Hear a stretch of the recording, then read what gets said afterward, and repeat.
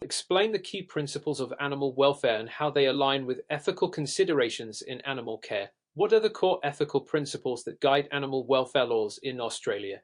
Answer: Animal welfare refers to the well-being of animals in human care and focuses on ensuring that they live in conditions that meet their physical and psychological needs. The five key principles of animal welfare include adequate food and water, ensuring animals have access to proper nutrition and hydration, freedom from discomfort, providing an environment that prevents stress and discomfort, including adequate shelter, freedom from pain, injury, and disease, preventing or treating medical issues and providing pain relief when necessary, freedom to express normal behavior, allowing animals to engage in natural behaviors for their species, freedom from fear and distress, minimizing situations that could cause fear or anxiety. Ethical considerations in animal care focus on balancing the needs of animals with human responsibilities. The core ethical principles guiding animal welfare laws include respect for sentient beings, recognizing that animals are sentient and have the capacity to experience pain and pleasure, avoidance of unnecessary harm, ensuring that animals are not subjected to suffering without justification, duty of care. Animal caretakers and professionals have a legal and ethical obligation to protect animals from harm. In Australia, the Australian Animal Welfare Standards and Guidelines set out specific requirements for the humane treatment of animals, and the Animal Welfare Act in each state outlines penalties for neglect or cruelty to animals. Describe the difference between natural and abnormal behaviors in animals. What are the potential causes of abnormal behavior in captive animals, and how could it be addressed? Answer: Natural behavior refers to instinctive actions that animals exhibit in their natural environment. These behaviors are part of the species' evolutionary development and are typically related to survival, reproduction, and social interaction. For example, in wild birds, natural behaviors include migration, nesting, and foraging. Normal behavior is any action that deviates from what is considered normal for the species and is typically observed in captive environments. These behaviors may indicate stress, illness, or poor living conditions. Some common examples include biting or pacing in zoo animals, often a sign of stress or boredom; self-mutilation in captive birds, often caused by frustration, lack of stimulation, or social isolation. The causes of abnormal behavior in captive animals may include lack of environmental enrichment. Animals in captivity may lack the complex stimuli they would encounter in the wild. Social isolation or inadequate social structure. Some animals need interaction with others of their kind to maintain mental health. Inadequate space or improper habitat. A small or unsuitable environment may lead to stress or behavioral problems. To address abnormal behavior, caretakers should provide environmental enrichment, incorporating toys, structures, and activities that stimulate natural behaviors. Socialization opportunities.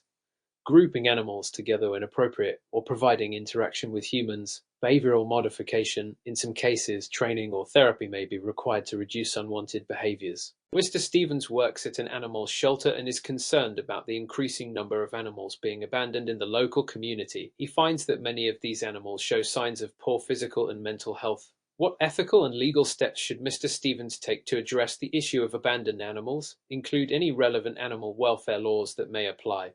Answer: Mr. Stevens is facing a significant ethical and legal issue regarding the abandonment and neglect of animals in the community. He should take the following steps. Report animal cruelty and neglect. According to the Animal Welfare Act, which varies by state, neglect and abandonment of animals are considered acts of cruelty, and Mr. Stevens has a responsibility to report such cases to the local authorities or the relevant animal welfare agency. EREPA. Provide care and rehabilitation. As a shelter worker, Mr. Stevens should ensure that abandoned animals receive immediate care, including access to food, water, medical treatment, and appropriate socialization. Raise public awareness. Mr. Stevens should work with the shelter to run educational programs that inform the public about responsible pet ownership, the consequences of abandonment, and the ethical implications of neglecting animals. Support reharming efforts. Mr. Stevens can collaborate with the shelter to promote adoption, ensuring abandoned animals find suitable homes that provide them with proper care and treatment. This is crucial for preventing future abandonment. Advocate for stricter laws. Mr. Stevens can also advocate for the strengthening of animal welfare laws in his area. What are the key elements of animal cruelty laws in Australia, and how do these laws protect animals from neglect and abuse? Answer: Animal cruelty laws in Australia are designed to protect animals from harm, neglect, and abuse. These laws vary by state, but the core principles are consistent across the country. The key elements of these laws include duty of care. Under Australian law, anyone responsible for an animal, whether as a pet owner, farmer, or animal caretaker, has a legal duty to ensure the well-being of the animal. Prohibition of abuse and neglect. The Animal Welfare Act in each state prohibits the abuse, neglect, and cruelty of animals. This includes actions such as physical violence, lack of proper shelter, abandonment, and failure to provide necessary medical treatment. Penalties for cruelty. The laws impose penalties for those found guilty of animal cruelty, including fines, imprisonment, and in some cases a ban on owning animals in the future. Legal reporting requirements. In many states, individuals are required by law to report suspected animal cruelty. This helps ensure that animals who are being mistreated are rescued and provided with proper care. Regulatory oversight. Authorities such as the RSPCA and Department of Agriculture oversee the enforcement of animal cruelty laws, investigating complaints and ensuring that individuals and organizations comply with welfare standards. How do you differentiate between stress-induced and disease-induced behavioral changes in animals? What are the key signs to look for, and how would you proceed with assessing an animal's behavior in both cases? Answer: differentiating between stress-induced and disease-induced behavioral changes requires careful observation of an animal's overall behavior and physical condition. Stress-induced behavioral changes.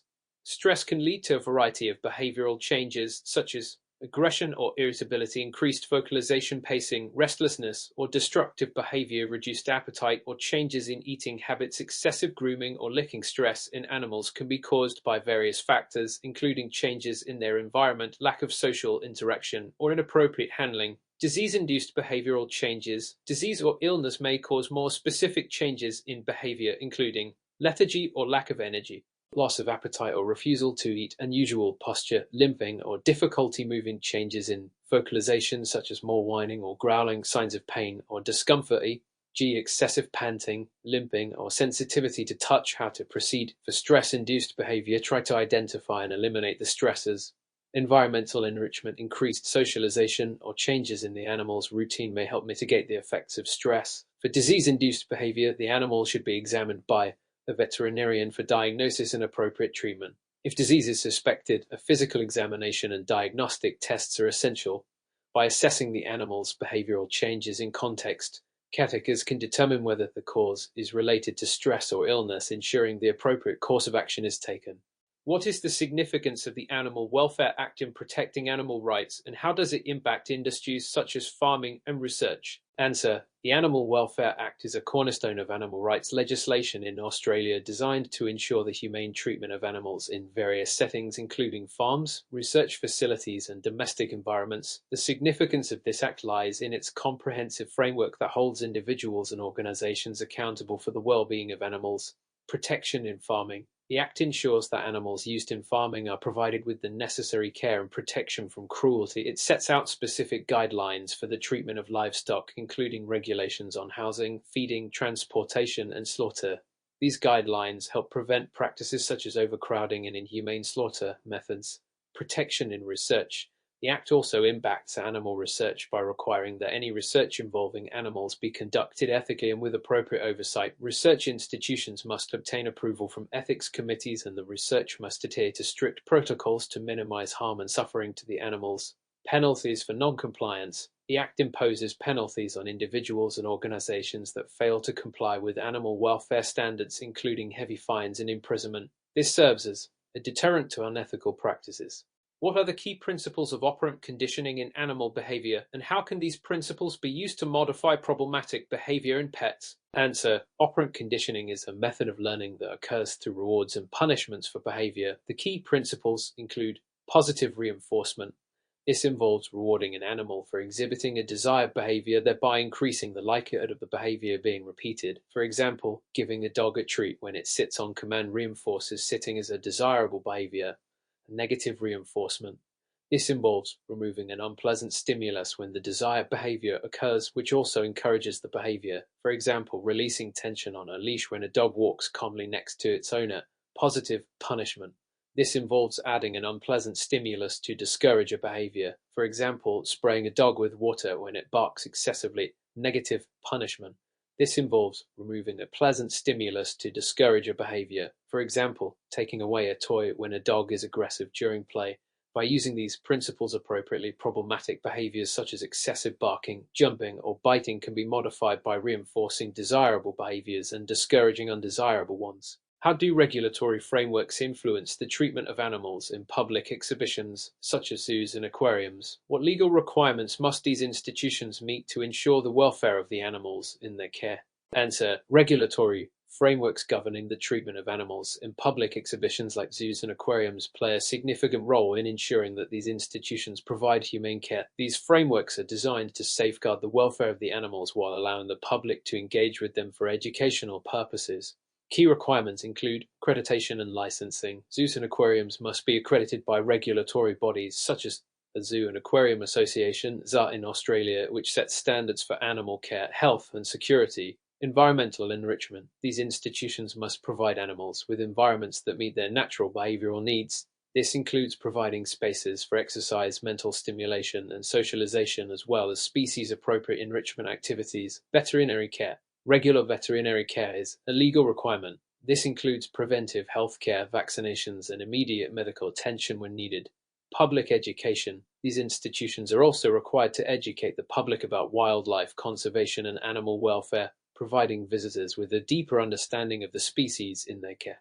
What is classical conditioning, and how does it differ from operant conditioning in terms of its application to animal training? Answer: classical conditioning is the type of learning where an animal learns to associate a neutral stimulus with a significant event. The most famous example is Pavlov's dogs, where the sound of a bell is paired with food, causing the dog to salivate in response to the bell alone. In classical conditioning, the focus is on stimulus-response behavior. Unconditioned stimulus UX, a stimulus that naturally triggers a response, e.g. food. Conditioned stimulus CS, a neutral stimulus that, after association with the UCS, triggers the same response, e.g. bell. Operant conditioning, on the other hand, involves consequences following a behavior such as rewards or punishments to influence future actions. The key difference is that classical conditioning focuses on involuntary reflexes, while operant conditioning involves voluntary actions. Both techniques can be used in training animals, but classical conditioning is often used for creating associations, e.g. a dog associating a clicker sound with a treat, while operant conditioning is used for encouraging specific behaviors, e.g. teaching a dog to sit by rewarding it.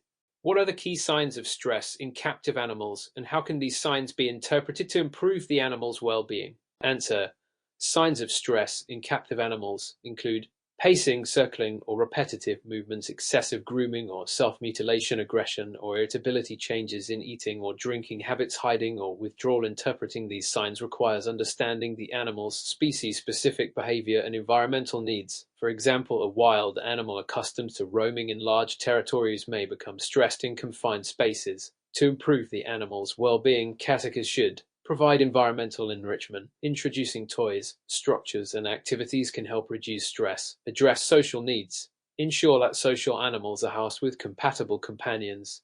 Monitor health. If signs of stress persist, medical attention may be necessary to rule out underlying health issues. Explain the role of the circulatory system in maintaining homeostasis in animals. Answer: the circulatory system is essential for maintaining homeostasis by transporting nutrients, gases, hormones, and waste products throughout the body. It comprises the heart, blood vessels, and blood, which work together to regulate temperature, pH balance, and fluid levels. Oxygen and nutrients are delivered to tissues, while carbon dioxide and metabolic wastes are removed. This system also plays a key role in immune defense by transporting white blood cells. Blood pressure regulation is another important aspect, as it helps ensure that blood flow is appropriate to meet the needs of different organs under varying conditions. Relevant guidelines, laws.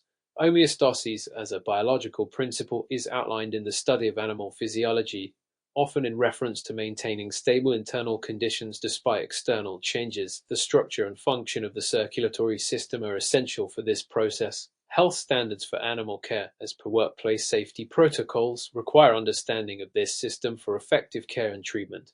What are the differences between the digestive systems of herbivores, omnivores, and carnivores? Answer: the digestive systems of herbivores, omnivores, and carnivores differ primarily in the structure of their gastrointestinal GI tract and their digestive enzymes. Herbivores, e.g. cows, horses, have a longer, more complex GI tract with a larger cecum or rumen, which helps in the fermentation and breakdown of plant material. Their digestive enzymes are specialized for cellulose digestion. Omnivores, G. Humans. Pigs have a moderate-length digestive system capable of processing both plant and animal matter. Their enzymes are capable of digesting proteins, fats, and carbohydrates efficiently. Carnivores. G. Lions. Wolves have a shorter, simpler GI tract as their diet is primarily meat, which is easier to digest. Their stomachs are more acidic and they produce more proteases to break down proteins. These adaptations reflect the dietary needs and digestive strategies of each group. Relevant guidelines laws. Understanding these differences is important for ensuring appropriate animal nutrition and care. Animal welfare standards require that animals are provided with diets suited to their digestive capabilities as defined by animal care regulations. Mr. Thomas, the zookeeper, has noticed that one of the elephants in his care is showing signs of dehydration, including lethargy and dry skin. The elephant has been reluctant to drink water and has been more sluggish than usual. What actions should Mr. Thomas take to address this situation, and how can you prevent future dehydration issues for the elephant? Answer. First, Mr. Thomas should ensure the elephant is provided with fresh, clean water and monitor its intake closely. In severe cases of dehydration, it may be necessary to administer fluids intravenously or orally depending on the severity. Mr. Thomas should also assess the elephant's diet to ensure it includes water-rich foods like fruits and vegetables, as these can aid hydration. The elephant's habitat should be checked for temperature regulation and shade, as extreme heat can exacerbate dehydration. To prevent future issues, Mr. Thomas should implement a regular hydration monitoring schedule, ensure constant access to water, and possibly provide electrolytes if needed. Regular health checks and monitoring for signs of dehydration such as dry skin, lethargy, or reduced urination should be part of the animal's care plan. Relevant guidelines laws. The guidelines for animal welfare require the provision of adequate hydration, particularly in animals that are susceptible to dehydration due to their size or environment. In some regions, regulations mandate hydration protocols for animals in captivity to ensure their well-being. Describe the function and structure of the respiratory system in mammals. Answer. In mammals, the respiratory system is responsible for gas exchange, which involves the intake of oxygen and the removal of carbon dioxide, CO. The main organs involved are the lungs, trachea, bronchi, bronchioles, and alveoli, trachea and bronchi. The trachea conducts air into the lungs where it divides into bronchi, each leading to a lung. These are lined with cilia to trap foreign particles. Bronchioles and alveoli. Bronchioles are smaller tubes that branch off the bronchi, eventually leading to alveoli, which are tiny air sacs where gas exchange occurs. Oxygen diffuses into the bloodstream while carbon dioxide diffuses out to be exhaled. The diaphragm and intercostal muscles control the mechanics of breathing, contracting and relaxing to draw air in and expel it. Relevant guidelines laws. Knowledge of the respiratory system is crucial for diagnosing respiratory issues in animals. Veterinarians must follow health and safety protocols, including assessing the respiratory rate and pattern in animals showing signs of distress. What is the significance of the musculoskeletal system in animal movement, and how do bones and muscles work together to facilitate locomotion? Answer. The musculoskeletal system is essential for animal movement, providing structure and support while enabling the animal to move in response to stimuli. It consists of bones, muscles, tendons, ligaments, and joints. Bones provide a rigid framework for the body, support organs, and protect vital structures like the brain and heart. They also serve as levers for muscles to act upon. Muscles contract to generate force, pulling on the bones to produce movement. The muscle-bone interaction at joints allows for various types of movement, such as walking, running, or flying. The tendons connect muscles to bones, while ligaments connect bones to other bones at joints, providing stability. The type of muscle fibers and the arrangement of bones are adapted to the specific type of movement an animal performs. Relevant guidelines laws. Animal care protocols require understanding of musculoskeletal health to prevent and treat injuries like fractures or sprains. In some species, preventing bone malformations due to genetic disorders or nutritional deficiencies is mandated under animal welfare standards. How does the nervous system coordinate the actions of different body systems in response to stimuli? Answer. The nervous system is responsible for processing sensory input and coordinating the body's responses. It is composed of the central nervous system, CNS, and the peripheral nervous system, PNS. The CNS includes the brain and spinal cord, which process information and initiate responses. The PNS consists of sensory and motor neurons that transmit signals to and from the CNS. Sensory neurons detect stimuli, G. Light, sound, touch, while motor neurons relay signals to muscles and glands to execute responses. The nervous system integrates the functions of the digestive, muscular, and endocrine systems, among others. For example, in response to danger, the nervous system activates the fight or flight response, which involves increased heart rate, respiration, and blood flow to muscles. Relevant guidelines laws. Understanding the nervous system is crucial for diagnosing neurological conditions in animals. Care regulations require appropriate training for handling animals with neurological disorders.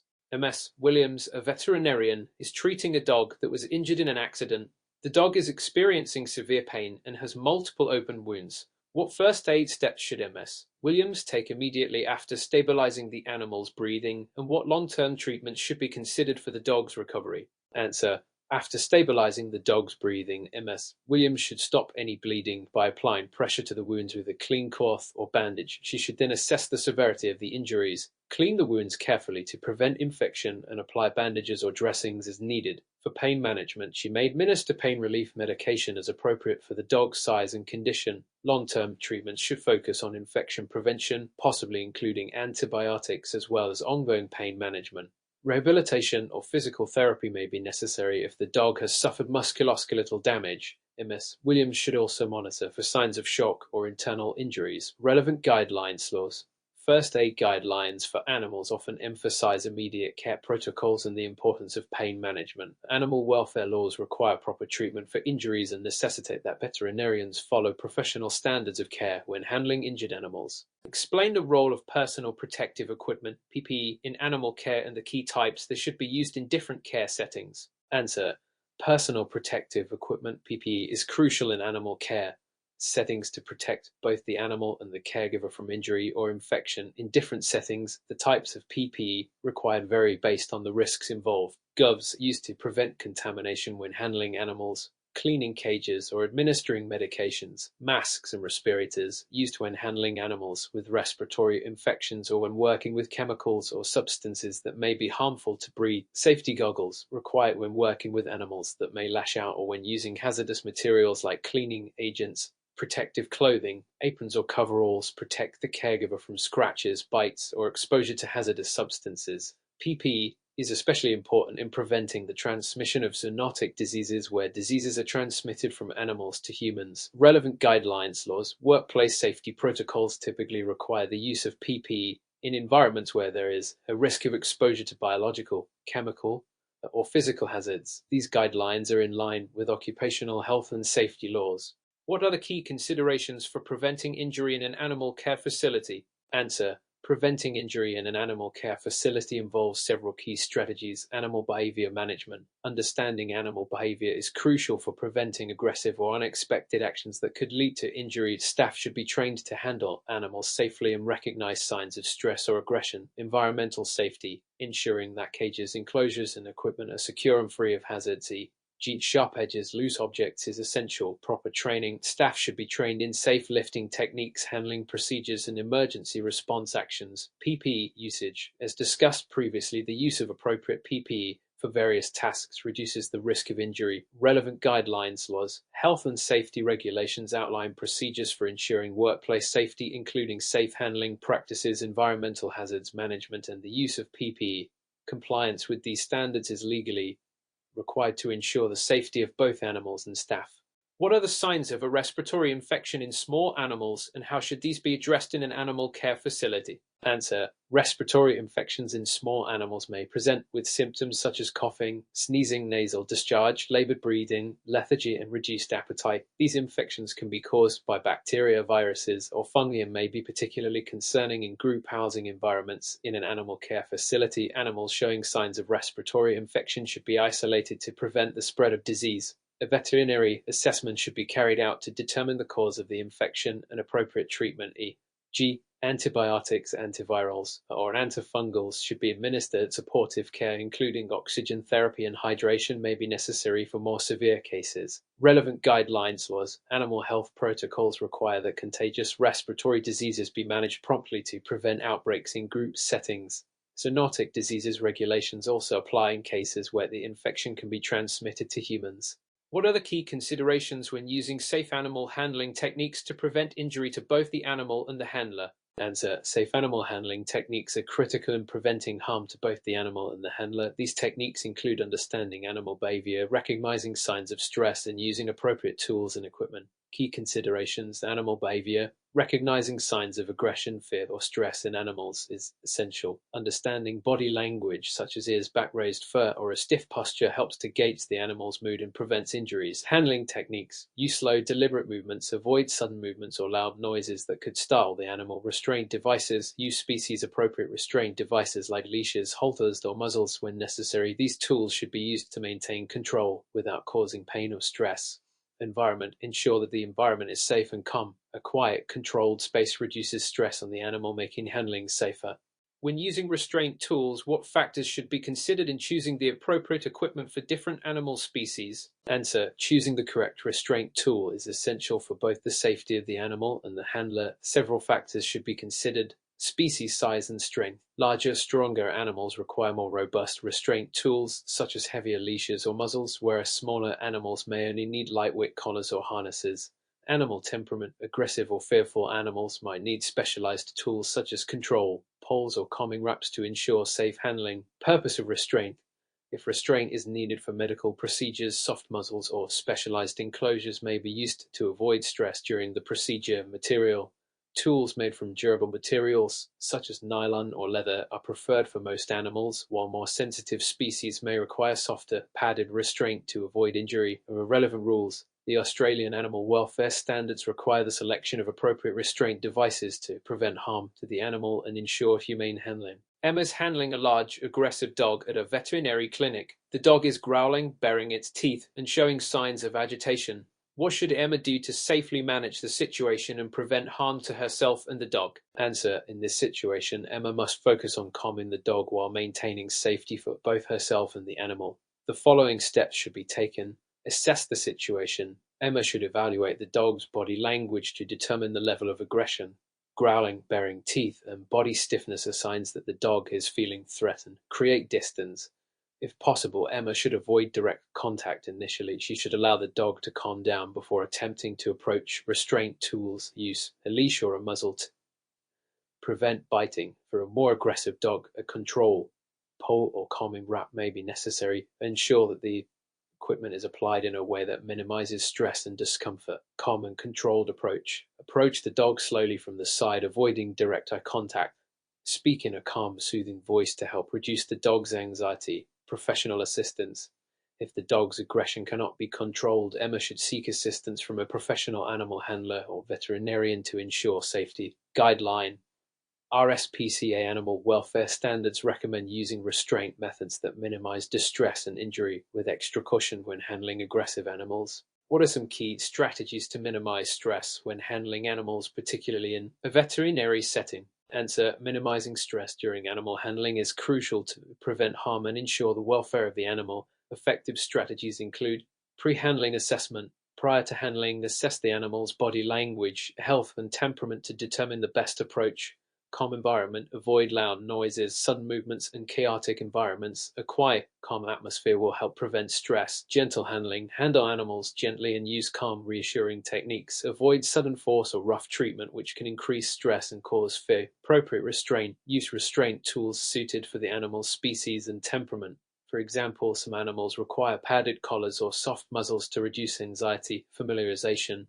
Whenever possible, allow the animal to become familiar with the handling process. Gradually desensitizing animals to procedures will help reduce stress over time. Relevant guidelines. Animal welfare standards and guidelines from the RSPCA stress the importance of minimizing stress during handling, particularly in medical or veterinary contexts. How can an animal handler use an animal's body language to assess its mood and adjust handling techniques accordingly? Answer: animal body language provides valuable insights into their emotional state and helps handlers adjust their approach. Key signs include relaxed state. A relaxed animal typically has soft eyes, an open mouth, and a neutral posture. In this state, handling should be gentle and calm.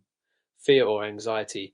If the animal's ears are flattened, its tail is tucked, and it is showing signs of avoiding contact, it may be anxious or scared. In this case, the handler should proceed slowly and use calming techniques. Aggression. Aggressive animals may show stiff body posture, raised hackles, bared teeth, and growling. When aggression is observed, handlers should use appropriate restraint methods and avoid provoking the animal further. Relaxed tail and ears. A wagging tail and relaxed ears often indicate that an animal is comfortable, but handlers should still remain cautious, especially with unfamiliar animals. Relevant guidelines. Our SPCA animal handling guidelines emphasize the importance of recognizing and interpreting body language to ensure the safety and well-being of both the animal and the handler. What factors should be considered when preparing a specialized diet for an animal with a medical condition such as diabetes or kidney disease? Answer: when preparing a specialized diet for animals with medical conditions, several critical factors must be considered. Species-specific requirements. Different species have different nutritional needs, so it is essential to understand the animal's basic dietary needs before adjusting for medical conditions. Condition-specific nutrients. Diabetes. For diabetic animals, diets that are low in simple sugars and high in fiber are typically recommended. Fiber helps regulate blood sugar levels and control carbohydrate intake is vital. Kidney disease. In animals with kidney disease, diets should be low in phosphorus, sodium, and protein to reduce the strain on the kidneys while ensuring that the animal receives adequate nutrients. Life stage. An animal's age or life stage can affect the type of diet it requires. Puppies, kittens, and seniors may require adjusted levels of protein, fat, and fiber. Medical supervision. Specialized diets should always be prepared under the guidance of a veterinarian to ensure that all dietary changes are appropriate for the animal's medical condition. What are some feeding techniques that can be used for exotic animals to ensure they receive adequate nutrition? Answer: exotic animals, such as reptiles, birds, and amphibians, often have unique dietary needs. To ensure proper nutrition, handlers should consider the following techniques. Species-specific diets. Exotic animals often require diets that are closer to what they would naturally consume in the wild. For example, herbivorous reptiles may need a diet of leafy greens, while carnivorous birds may require a high-protein diet. Feeding frequency.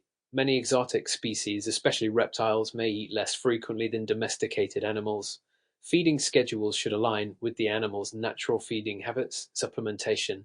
Some exotic animals may require supplements such as calcium or vitamin D to prevent deficiencies, especially if they are housed indoors and do not receive adequate natural sunlight. Live food. Some exotic animals may require live prey, which should be fed in a manner that reduces stress and encourages natural hunting behaviors. Relevant guidelines.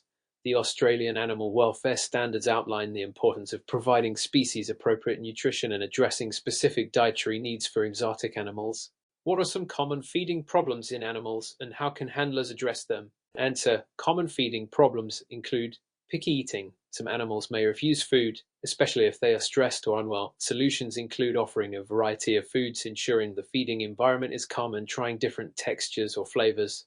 Overfeeding. Overfeeding can lead to obesity, particularly in domestic pets. To prevent this, portions should be measured according to the animal's size, age, and activity level, and treats should be given sparingly. Nutritional deficiencies. A poor, unbalanced diet can result in nutritional deficiencies. To address this, consult a veterinarian to adjust the diet and possibly introduce supplements. Feeding injuries. Animals that are fed too quickly or in inappropriate positions may choke. Providing smaller, more frequent meals and using food puzzles or slow feeders can help reduce the risk. Relevant guidelines.